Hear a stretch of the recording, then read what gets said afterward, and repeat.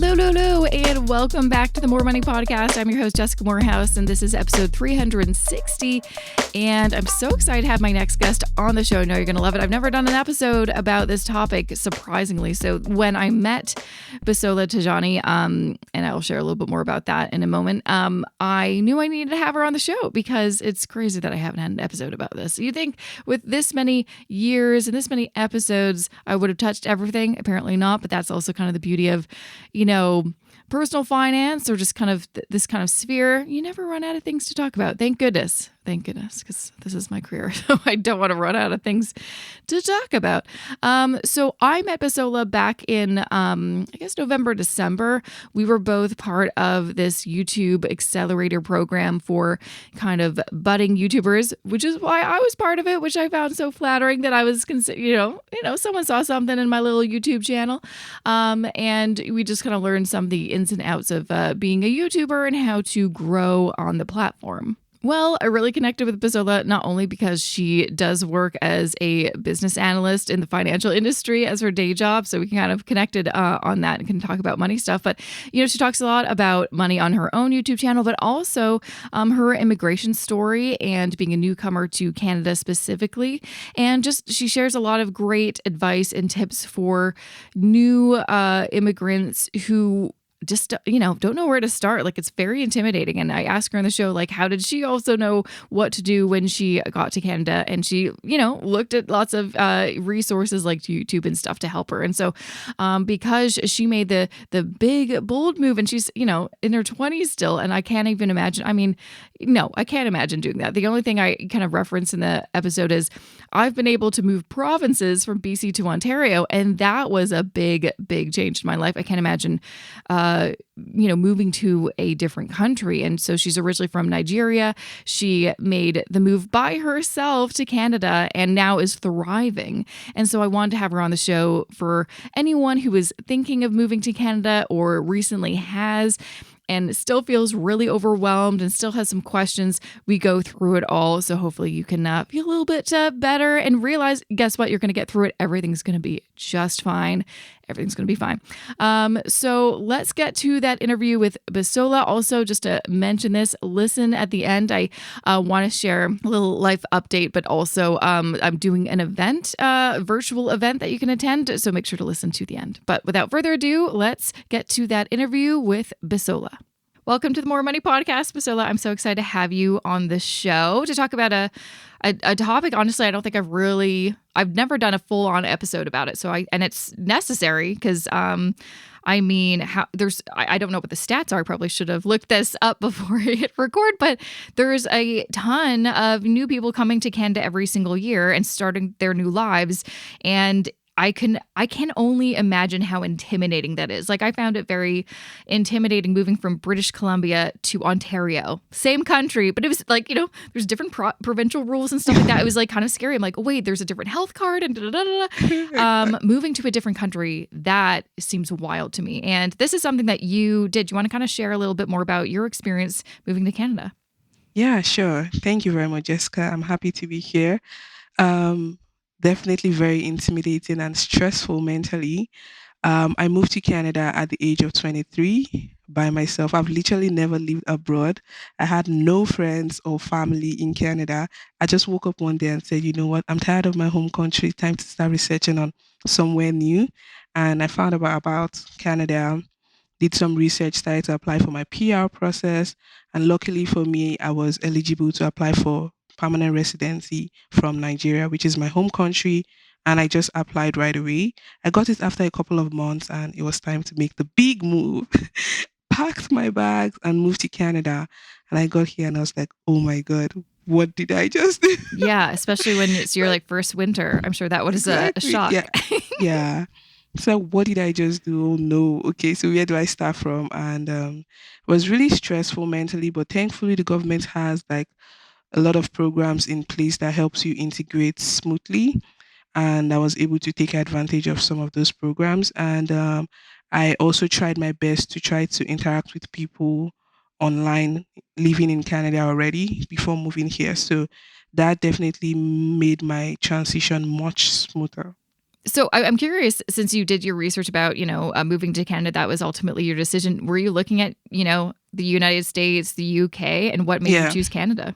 definitely. I had like options between the US and Canada. If I had chosen the US, I would have had to go there as a student to get my master's degree. Mm, But if I was going to choose Canada, then I would become a permanent resident right away. So at that time, going back to school was really not a priority for me. I was already working. I had like my professional qualifications. I was already making money. Then going back to school when it's not like I'm really, really an academic person, I just figured going back to the US to school would just be a waste of my time and waste of money. And in the US, it's like you're not sure about your residency even right after school. So it was literally a no-brainer to choose the US. So Canada it was for me. yeah, right on. So walk me through, yeah, kind of what were your first steps once you made that decision? How much preparation did you have to do before you bought your plane ticket and made the move? Was there quite a bit of work you had to do before you could, Yeah, get here? definitely. To even be eligible for the program, there you have to like put certain things in place like getting your credential assessment done. So that would be you converting your foreign education into Canadian standard. So they look at your education and see if it's equivalent to what they have in Canada.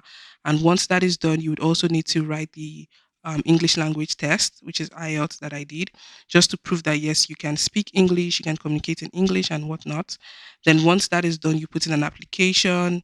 Then once your application is approved, then you start to prepare. So like leaving to go to Canada, you have to start with things like getting ready for the job market because the job market in Canada is totally different from how we have it back home. We use things like LinkedIn, but it's pretty much just LinkedIn. And our resume style is totally different. So I was able to work with some of the government program experts to like help me with my resume, help me with my LinkedIn, writing cover letters. There were like different trainings that I participated in that helped me get ready for the labor market or job market in Canada. Then also after doing that, you have to resign from your current workplace, get your documents ready, and like like let your family know that okay, this is the Mm-hmm. final goodbyes. Mm-hmm. I'm about to leave just in a few weeks time. And when I remember telling my dad that dad, I'm leaving to Canada like in 2 months, I got my residency approved. He had sleepless night the whole time. It's like Aw. I'm your like you're my first daughter. How are you Yeah, leaving? Like you're I leaving, know. leaving. Then he had to ask, how long is your visa for? I said it's not like a visa with duration. I'm leaving permanently. He's Mhm. like, oh no, oh no. Oh, no. Oh no! So he had sleepless night the whole time. Woke up the next morning asking me if I'm really sure about this decision and all that because it's not really something anyone in my family has done, and I'm also the first child. So making that big move is literally a very bold move. And for a female, a 23-year old coming from this kind of household, it's like very very rare. So he asked me if I was really sure, but I've always been someone that makes a decision and when I look left and right, I try to do my analysis. I just go for it and decide, okay, I think the risk is Mhm. worth taking. And that Yeah. was it for me. But even when I was ready to leave, I had it at the back of my mind that just in case Canada doesn't turn out to be what I expect for it to be, I can always come back Yeah, home. exactly. Oh, I mean, again, not really the same because it was just provinces, but I'm like, we'll give it a year in Ontario, and if we hate it, we'll just move back. So that's always an option. You mentioned that there was a couple programs that took advantage of when you moved here, some government programs to help you get settled. What were some of those programs, and what did they offer? There is a newcomers program for employment. There is also Access Employment. Access Employment was the one I eventually used because they work with you based on the province you're planning to relocate to. And Access Employment was the one for Ontario. Okay, awesome. Yeah. And was all that fairly easy to find information about? Was it just like doing some Googling, looking on the Canada website? Yes, yes. So right after when the my application was approved, the next few emails that you'll be getting would be letting you know about like things you need to do to prepare for your move. So in that email, they will have like links to a lot of resources, and it will be up to you to choose which one to sign up for and which one you think you'd benefit from. So for me, in that email, I just made sure to select the employment one because obviously I'm moving as a resident, and coming to work here would be the most important thing to me. There were other things like getting your health card, getting a family doctor and all that. I didn't really prioritize getting a family doctor because I don't know, I just feel like I have good health. But if you were a family person with kids, of course, that would be very important for you to prioritize. So all of those informations was in the email that you received after your Oh, application great. is approved. Yeah. Oh, great. That sounds a lot more helpful. But I'm sure too. I'm curious, what was your experience like getting your first place? Because even moving here, it was, and me and my husband, we moved to Toronto after quitting both of our jobs. So we were both unemployed and looking for a place, and we had to get my dad to co-sign our rental apartment in order to like get it. What was your experience like finding a place of your own when you moved here? Was it difficult? Yeah. Yeah, it was for sure. So when I on my move day, for sure, I had planned to stay in an Airbnb, which is something most people do not explore. For sometimes most people when they move to Canada, they are looking to rent an apartment right away from their home country. But for me, I wanted to make sure to see the place first and be sure of even what city I would be residing in. So I just booked an Airbnb for like a month, and I felt like having a month would give me enough time to decide what city to stay in.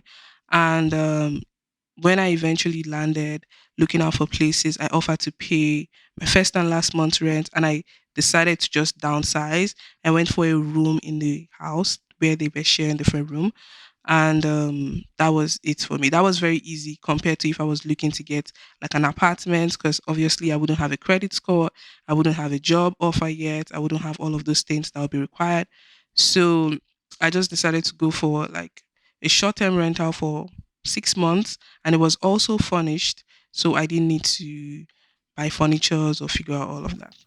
Oh, that's great. No, that's super helpful. And then I guess the other things that you have to do besides, shelter, obviously, and of course you're then, trying to set up finding employment. But the other kind of things on the more personal finance side is, setting up your financial life, your bank accounts, your credit cards, trying to build that credit score from zero. What was that experience like? So, because I'm a finance person and I Yeah. do enjoy those things, before coming here, I started to study the finance lifestyle in Canada because it's totally different from what I'm used to back home. We don't have things like credit card or credit score. It's not something that is very popular Oh, there. wow. So prior to moving, in that same email that we get from the government services, you would see information regarding banking, you see information regarding credit cards. So I just explored some of those resources that was provided.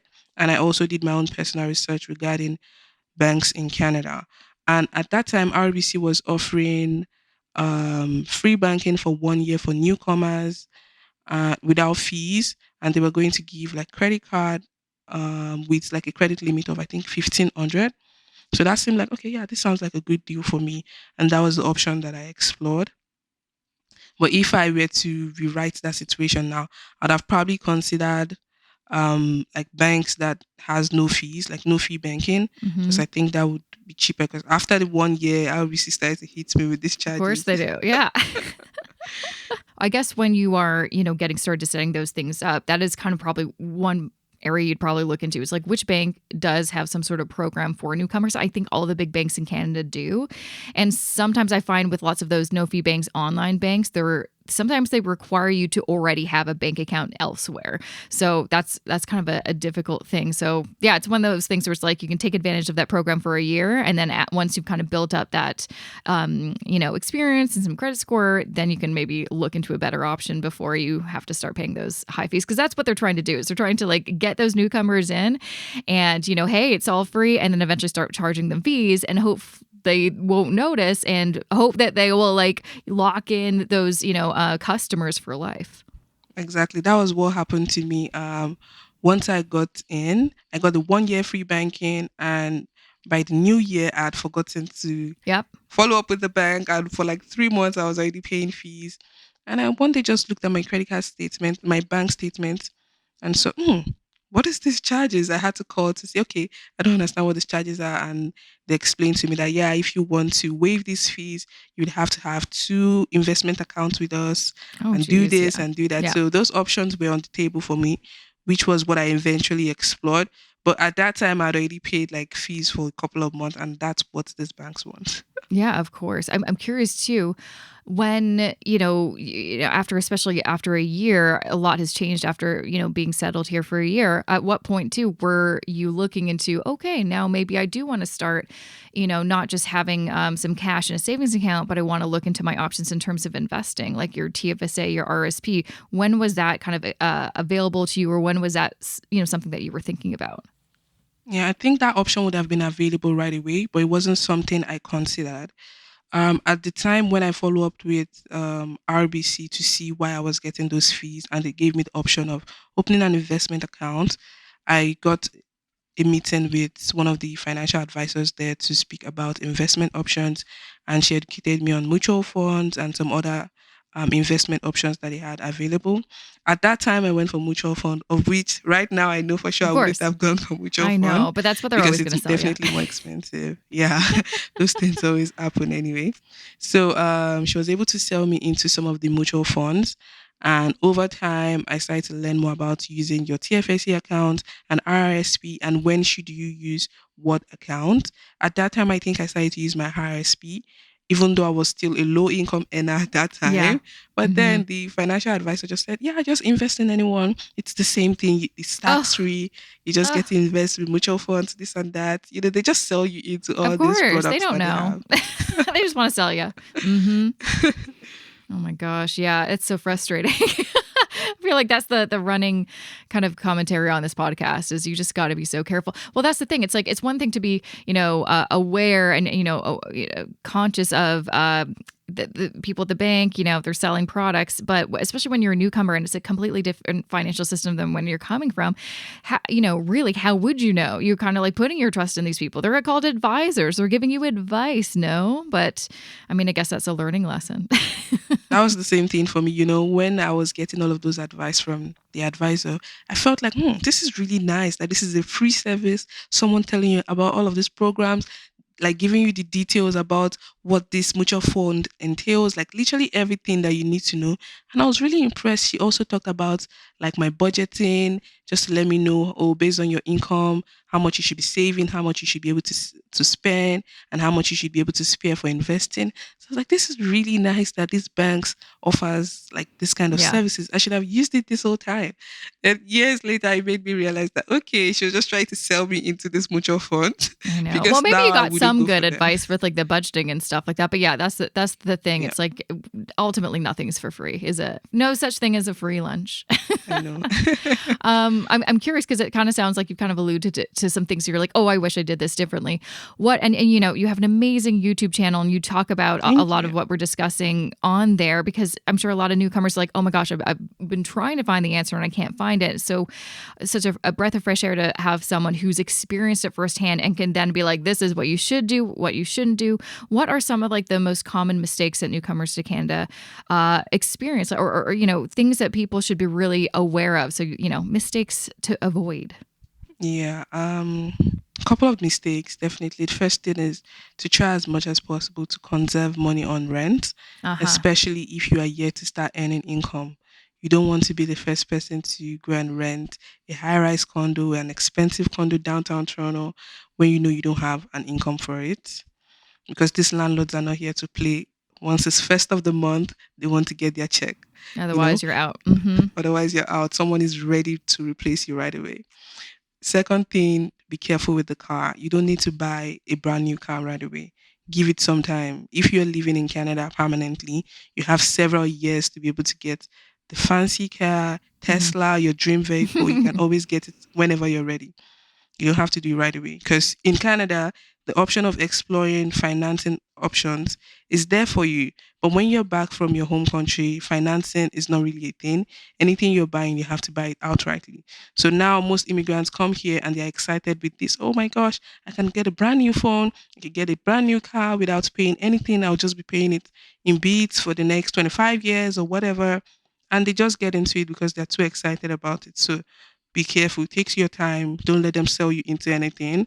You can get a car, just get something that you could pay off with cash.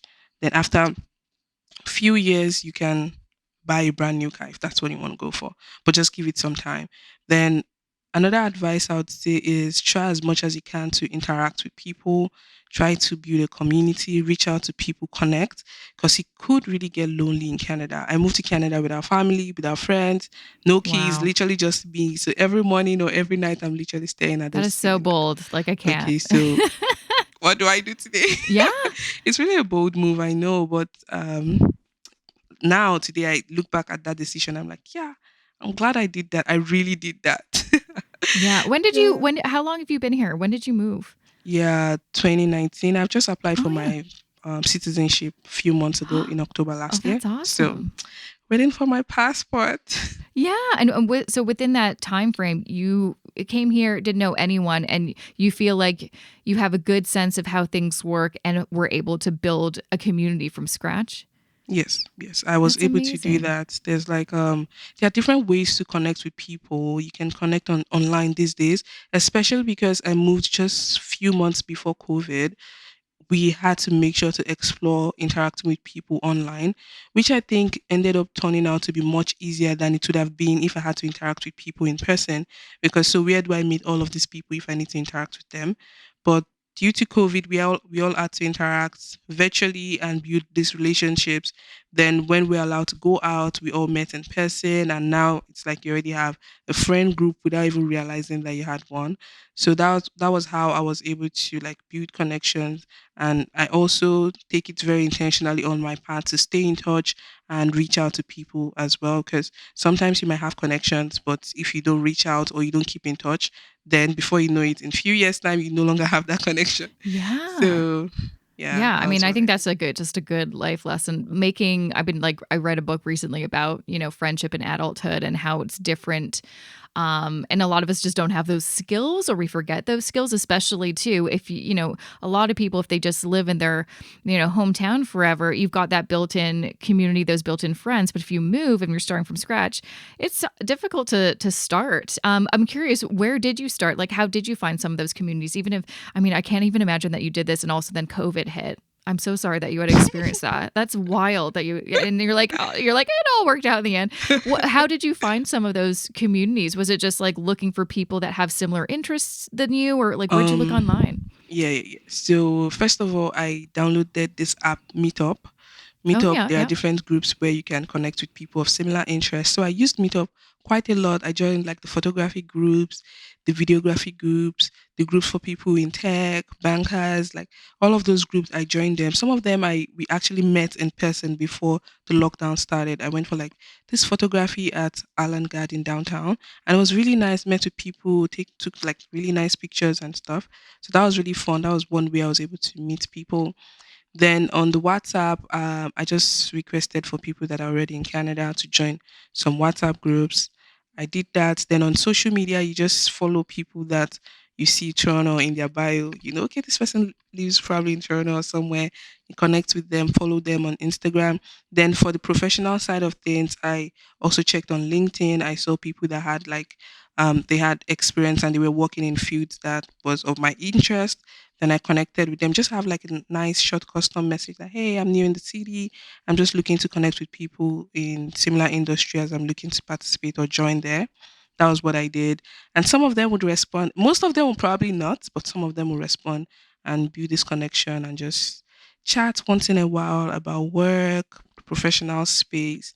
And that was how I did that. And I've gotten quite like up to 5 people that has connected with me on LinkedIn based on, oh, they're new in Canada. They're just trying to build their connections and connect with people that are in this space. Da da da da da. So just like that, it has really been nice. Yeah, and I'm sure too you're able to continue to build your community and get to know people through your YouTube channel because you have, Yeah. a pretty, a significant following on there. When did you start that channel? And was it, I mean, was it during lockdown or like?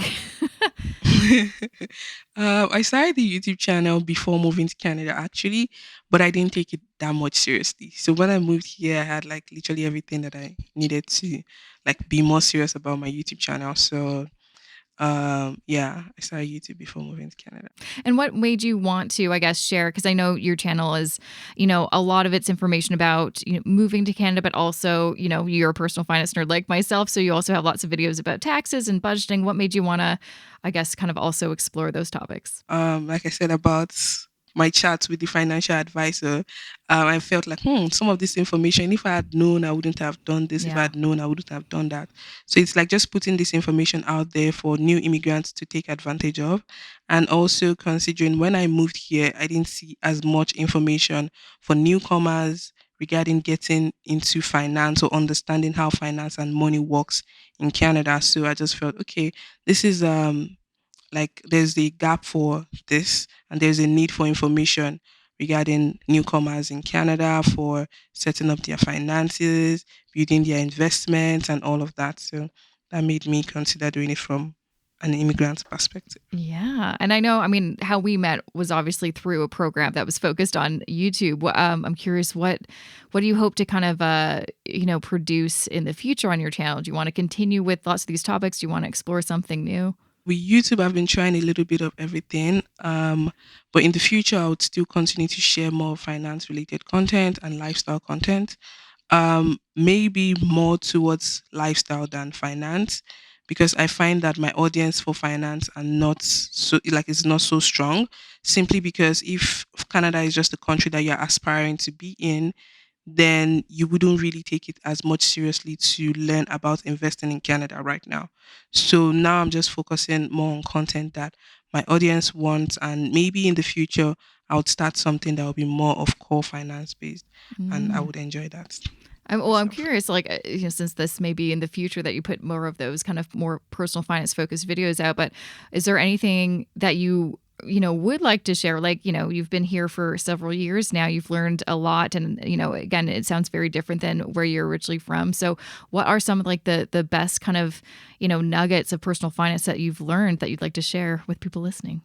I think one would be to explore ETFs before mutual funds if you Yep. were going to invest. Mm-hmm. For sure, mutual funds should be the last thing on your list if you were to consider it.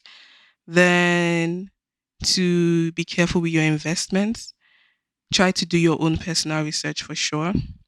Then another advice would be to try as much as you can to use your credit card, but use it wisely. Do not utilize more than 30% of your credit card limit.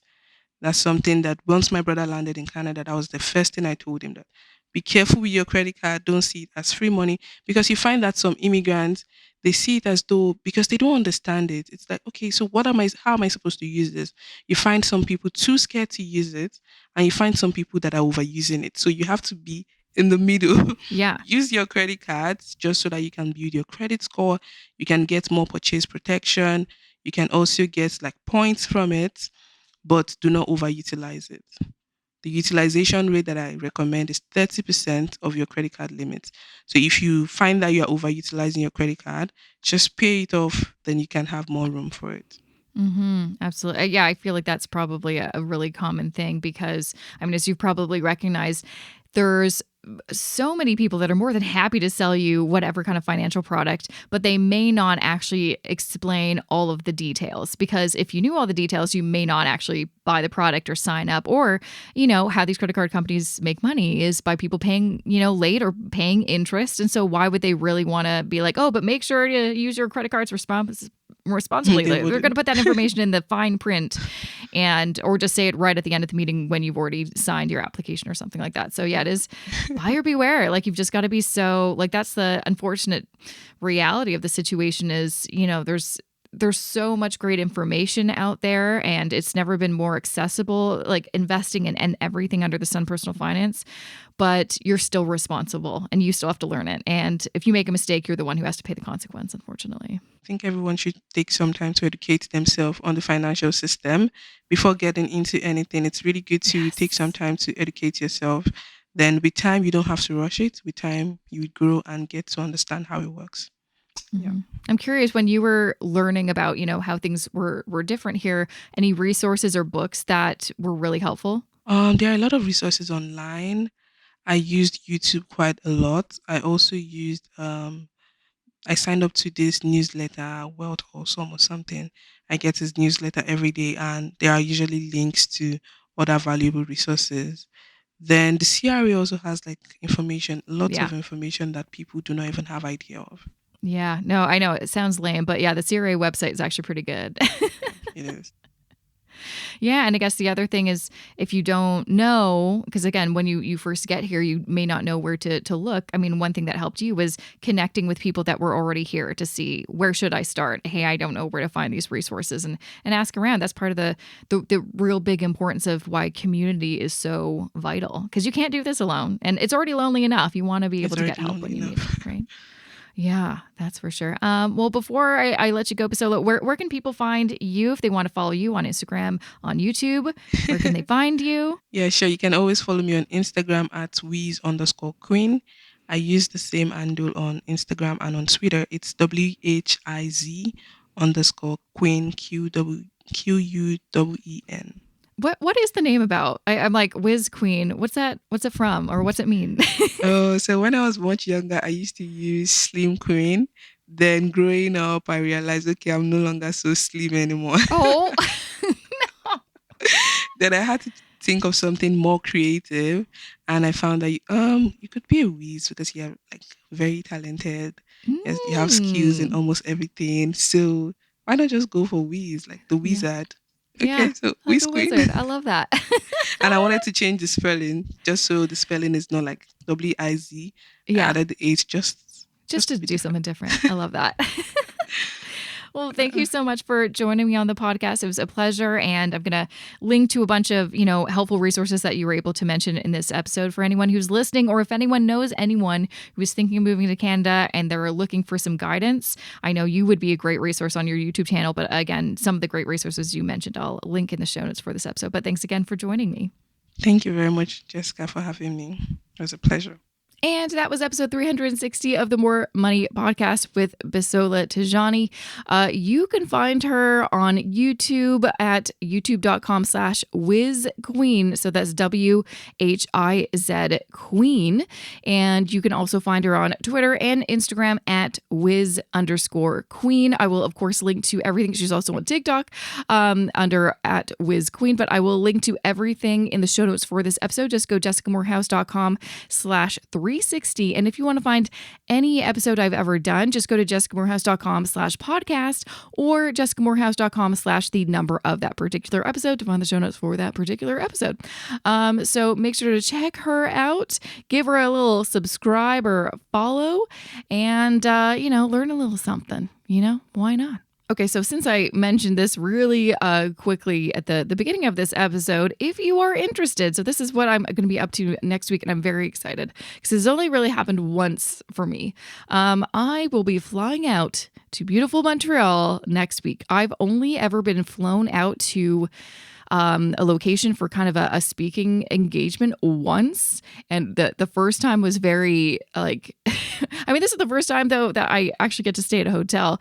The last time, or the first time rather, was back in February 2020. So right before things got crazy and scary. And I feel like even at that time, there was just rumblings of COVID. I was flown out by Desjardins to do this kind of small round table event that I moderated and hosted. And because I'm originally from Vancouver, I just stayed at my parents. So they saved some money, didn't have to pay for a hotel. I don't know why I didn't ask for a hotel, but I don't know. I was trying to be nice, I guess. And so that was fun. That was the last live event I did for years because of COVID.